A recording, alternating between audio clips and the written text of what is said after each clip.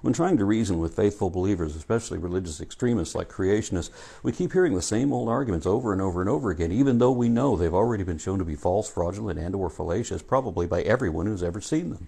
If you keep it up, you'll suspect that those who keep repeating these must surely know by now that all of these points have already been refuted 1,000 times. I'm Aron Ra, and this is the Pratt List.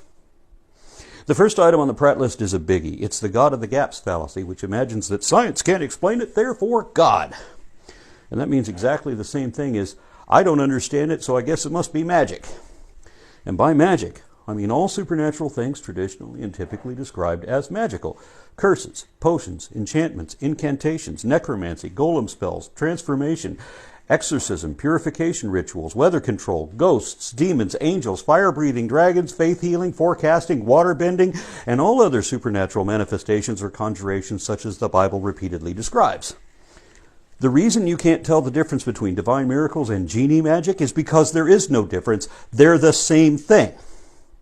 If magic was real, then characters like Spock or Gandalf or Obi-Wan would be able to demonstrate that in some reliable way. Parapsychologists would have actual ectoplasm that you can study in a lab, and faith healers would work in hospitals healing amputees. But the reason none of that has happened is because none of it is real. That's why we have dozens of children dying every year because their parents prayed for them instead of seeking medical attention.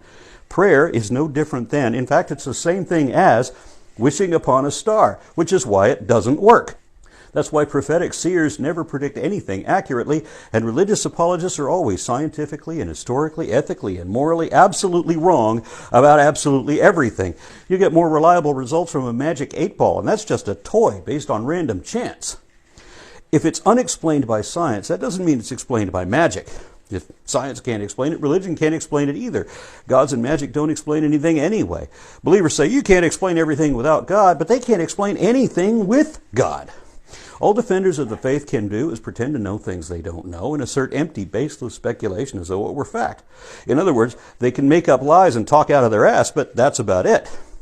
And once upon a time, when everything was unexplained by science, our ancestors believed that thunder, lightning, and volcanoes were gods in action, that comets were an omen, that the stars and planets had human characteristics, that sickness was a curse of witchcraft, and that epilepsy was demonic possession. But all those assertions of superstitious nonsense were already wrong even before science could give us the real answers. In each case, the reality was a revelation of whole new fields of study, previously unimagined and vastly more complex than anyone's imagined deity. No doubt that pattern will continue, such that if we ever learn the cause of the Big Bang, or complete explanations for the origin of life, the universe, and everything, they'll each be a wealth of new information with practical application and so advanced as to render our previous belief in gods, ghosts, and magic just as laughably silly as every other field of study so far has already shown. The God of the Gaps refers to the gaps in our understanding. The more science can explain, the fewer pockets of ignorance there are for God to hide in. That's why God once lived on a mountain until we climbed it, then he moved to the clouds until we could fly, and now he has to hide in another dimension that doesn't exist either, so that we'll never be able to prove he was never there, even though he was never anywhere other than right here. The God of the Gaps is a logical fallacy composed of a combination of other logical fallacies, beginning with question begging. This is the circular argument routing back to the assumed conclusion. Asking who created the universe, for example, presupposes that someone created it when that's not even possible. Before you can say that anything is possible, there has to be some precedent or parallel or verified phenomenon indicating that such possibility exists. Until you can show there's such a possibility, there isn't one, and God is thus not possible. It's not just that these other things can't exist without God, it's that God himself cannot exist. So everything that does and is requires another explanation, one that actually is an explanation, providing a mechanism that isn't magic, that is supported by evidence, which God isn't, and which accounts for all the facts, which God doesn't. Tide goes in, tide goes out. God can't explain that. The other logical fallacies that make up the God of the Gaps are the arguments from ignorance and incredulity. Incredulity says, I can't believe it, therefore it isn't true. But reality stubbornly persists regardless whether you want to accept it or not.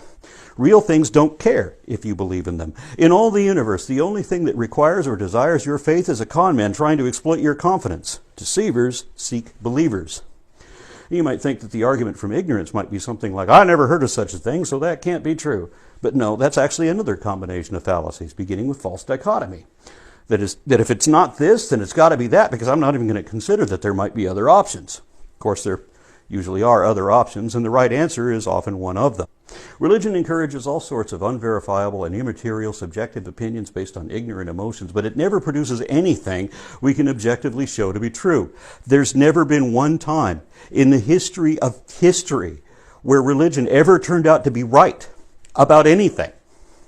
And knowledge differs from mere belief in that knowledge is testable with measurable accuracy, allowing ways to show which position is right or wrong or more accurate. So the only things we actually know are the things we can show with science.